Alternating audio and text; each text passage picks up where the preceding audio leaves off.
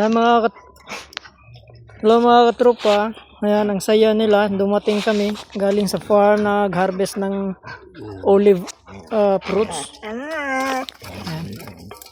Grabe. Sobrang laki na ni Trunks.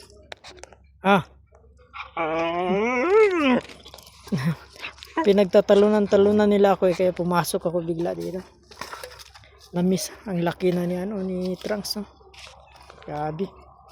Laki na nila. No.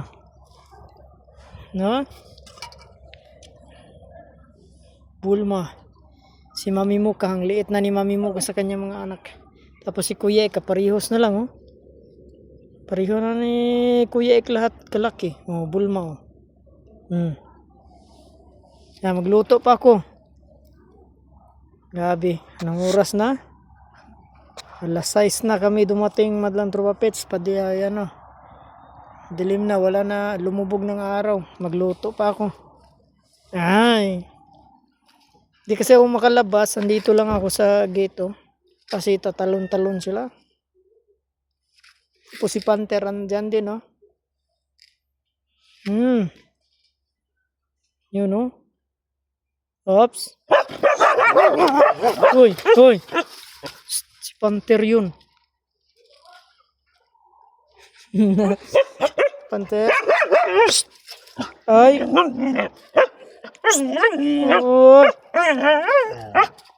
Si Panther yun. Si Kuya Ek. Liit na ni Kuya Ek.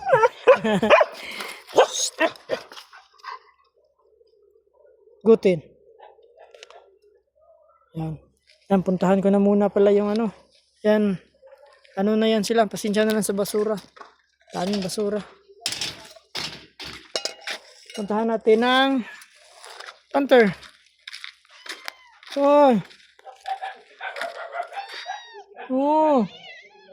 Ayan na yung mga kaibigan niya. Mga kaibigan ni Panther. Panther? Ulit rin.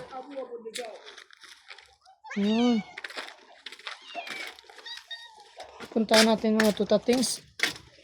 Grabe, buong araw kami. Umaga pa kami, alas 7, umalis na. Pero nilagyan ko yan sila ng pagkain. Ubos na rin yung pagkain nila. Hala, nagkagulo. Sinsya na-miss nila buong araw. Ayan din sila, Ang kuya, ang bilis. Tinitingnan yung kaldero. Walang laman yan. Walang laman. Magluto pa ako. Kasi kaninang umaga, pinakain ko na itong tutatings. Liit.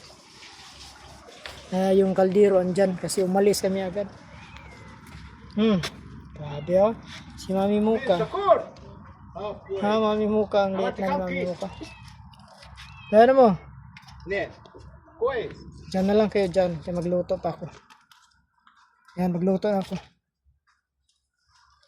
Okay. Yan. Yan muna. Panther. Gutom. Meron naman akong dala kang pantero ito. Sila magkaibigan. Dili. Yan po. Yan, mailap yun. Ito, maamo ito. Sige na, pasok na tayo.